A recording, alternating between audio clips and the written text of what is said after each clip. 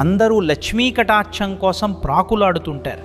కానీ ఆ తల్లి ఇచ్చే ఐశ్వర్యం వెనుక ఉన్న అసలు రహస్యం మీకు తెలుసా? విష్ణుమూర్తి ఆ తల్లికి ఇచ్చిన వరంలో ఒక అద్భుతమైన మెలిక ఉంది.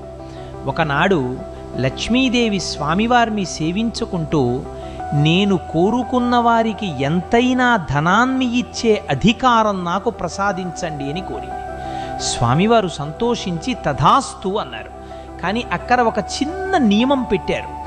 లక్ష్మీదేవి ఎంత ఐశ్వర్యాన్ని ఇచ్చినా విష్ణుమూర్తి తలచుకుంటే దాన్ని మరుక్షణం వెనక్కి తీసుకోగలడు.